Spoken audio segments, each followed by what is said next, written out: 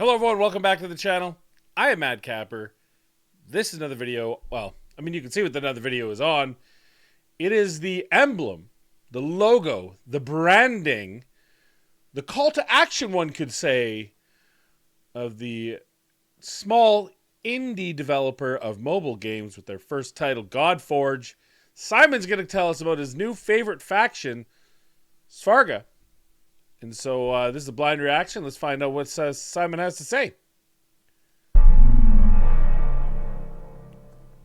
Hey guys, this is Simon from Fateless. Hey, Simon! Really excited to share with you one of my favorite factions in Fateless today. Today we're going to be talking all things Svarga, and honestly one of the most challenging factions to create in terms of some of the visuals that we want to go for, but also some of the most interesting artistically and honestly cool when you start to read up on a lot of the mythology and the active kind of like representation of these different gods and legends. So let's dive into the Svarga faction. We're going to show you the environment plans that we've got so far, some of the heroes that have been created in 2D, some of the heroes that are going through into 3D, and we'll just kind of like dive into it all. Really excited for this one. Before we do, I actually want to just call out a couple of things. Firstly, our merch store is live. You can come in and take a look, see what you think. We'd love your feedback. There's also a discount right now. So if you use the word Fateless10, all one word, I'll pin it down below so you're clear. You'll get 10% off your first order, including some of the I Stand With range, which Chloe and Lockers have pulled together. Really, really cool. But yeah, you can come and explore, see what you think, and let us know what you'd like to see in the merch store for the future. We definitely are working on figurines, but they're not in there just yet. Another couple of quick call outs. The beta sign up is still open. Over 30,000 people signed up already. Come and get involved if you want to be one of those selected for the initial beta playthrough. And really, really cool, actually. Our Patreons, we've got 790 members. Appreciate you all. Thank you so much. Firstly, you can get some cool stuff if you support us. We really appreciate the support. But also, there's some behind the scenes kind of like content drops, like Serena Bell here giving a thank you to the Patreons and talking about her experience recording the cinematic, which is a new live song that's on our cinematic that she's done. Very, very cool, as well as a few other bits as well. So if you're interested, I'll pin that down below as well. Right then, Svarga. So really, really cool visual elements to this faction.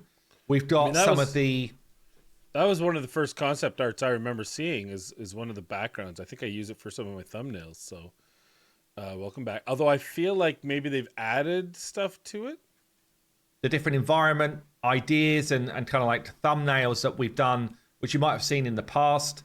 I really, really like the color schemes here. I really like the way the kind of like world is being formed. With all of our factions, we do a lot of deep dive in visual cues, the type of colors that we should be using, you know, the type of structures that we should be trying to build out. And these form our kits for world building. So you can see here a whole bunch of the different call outs we're doing. Things like the lotus flower coming through with the Kali sculpture here. Some of the color schemes that we want to make sure we hit. Also, things like showing the size feel of how different assets should look compared to a character. And some of these assets will be like right back in the background as we start to bring these worlds to life. But yeah, already some really, really cool work that's being sculpted in 3D, as well as work that's been done in 2D. And a lot of these assets we can reuse in different ways as we're building out our different environments. So very, very cool. Let's talk about some characters then. So we've got here Hanuman. He's not the Monkey King, but he does have some ape-like qualities.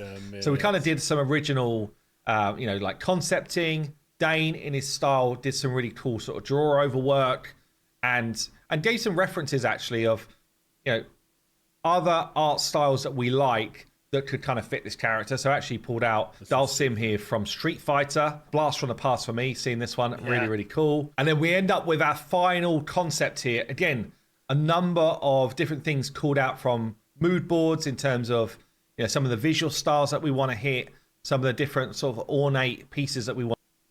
I mean, I'm not going to lie. I don't know if it's just coincidence or if it's the case that as religions around the world had developed, they had some very familiar themes. It makes sense. Some of the themes are, of course, they're gonna, like, anyone can get to that conclusion when talking about omnipotence and otherworldly deities, that sort of thing. But some things like to have a monkey king, Sun Wukong, and then just their neighbors also have I wouldn't say completely, a different conceptualization of a similar being. Is that just because, look, there's only so many animals? Is it because the primate is a distant relative? Is it like, what is the why? Or is it just because, like, someone comes over and says, look, this is what my god looks like? Who's came first? Because I will say that India might be one of the oldest organized religions with Hinduism. I'm just want to put on, but very, very cool. This is going to be a rare for the Svarga faction, and actually already pushed into sculpting. So we do have a preview here of Hanuman with the weapon as well. Damn, you do not want to get caught out with this. Absolutely awesome piece here. And yeah, we go into the 3D. So the 3D sculpt has been going on now for the last couple of weeks. We've got Christian working through this, and this is definitely like a work in progress, but you start to see some of the different shapes being modeled out. You can see the sort of work that Christian is doing here, and he actually is now taking it into some of the UVs and low polys just to make sure that we're hitting the right poly counts before we're able to kind of like push on with the sculpt. So still a lot to do on this one, but very, very cool character. We have got another rare coming through, which is Ravana. Again, Whoa. This one, oh man, it's so sweet. Feels above rare in my opinion. So I really, really like the kind of the dress style here. I really like some of the call outs in terms of the different faces that we've got going around his body. And for me, I like this feeling of that every hero's got his own identity. And definitely this feels like nothing we have shown before. Yeah, I will say that the copy-paste modeling that Raid obviously did, especially in the early days, when they're fleshing out their rares, like really where it came down to, she's wearing blue armor, and she's Valerie, and she's wearing green armor, so she's... Oh, actually, I am backwards, but you know what I mean? So it is nice that they're trying to give some individuality to the rares. I don't know, do commons need it? Maybe not. But I do like the fact that they're starting to look at trying to create, as long as they're not spending too much time on this. If we're late because you're spending all the time on rares, I'll be very displeased. I'm already displeased with you from the free-to-play challenge and raid because you just pulled 2 legendaries, and now I'm like the last bastion of terrible pulls. I got Tershon. Yeah, so. For a hero in Godforge. The team have then gone on and made sure that the weapon has got some really nice call outs as well. So you can see the kind of visual style that we're going for. All of the different type of like beautiful, honestly, ornaments that go around some of the hilts and the weaponry. This guy, though, has already been moved on to 3D. So we have got some visuals here of him being produced. Again, early block out stage, making sure we get the shapes right, making sure that we get the right type of proportions in play. And basically what we do then is we move into that low poly stage. We get the UVs kind of lined up, and then we're going to be going into the kind of like final visual for Ravana real soon as well. So let's move on to 3 legendaries then that are all coming through in concepting right now. So we've got Ganesha here, really, really cool mood board. Just so many kind of like visual inspirations for a hero of this type of, I guess, strength in game. And yeah, depicted so well across different ornaments and visuals that we can see here. We then move on and start to understand for us anatomy, and what we're really looking at here is if we're going to do multi-armed heroes, what does that need to do? What does that need to... Man, I'm not going to lie. You have served Camelot well, and now we have fight for Avalon against a creature we've never seen. Now, I believe in each and every one of you, but I'm not going to lie, they've got more arms. How do you block 4 swords? I'm actually a little bit at a miss. He looks like an elephant. He's got no testicles. It's a scary creature. What kind of anger must a man have to not have any twig and berries and having 4 arms? Imagine being able to be able to pleasure yourself 4 different ways, but not have anything to pleasure yourself on. This is different, and we must rise to the occasion to defend our borders against this terrifying half-man elephant. Actually look like, and we start to sort of play with the visual of how that could impact. Does look cool, though. Obviously, we then start to say, well, what does our version of Ganesha actually need to feel like? And then we get some different sort of visual references from some of the kind of depictions of Ganesha as well. But really, really cool design here from, I think it was Esther who pulled this one together. We then looked at, okay, well, what could we do for some different colors and themes for the same hero? Like, how do we want to kind of like finalize this one? We ended up with something which is super sweet, honestly. This is kind of like a front and back view, how we decided to try and make sure that we got the shoulders working from the back. And yeah, really, really great design.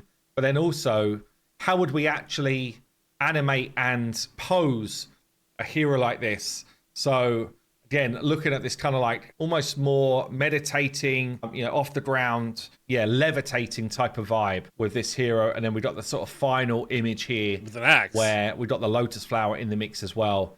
Just so cool, honestly. Great artwork. Like individual artwork alone, absolutely phenomenal. Next one I want to show you then is Kali. Ah, man, what a great visual of a hero in this one.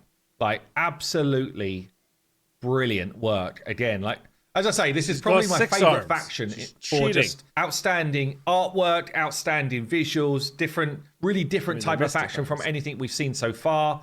You've really just got such an insanely beautiful quality to a lot of the different decoration here, while still trying to make sure we get some of the call outs from the mythology of it all. So yeah, Kali coming through in 2D and looking really, really cool.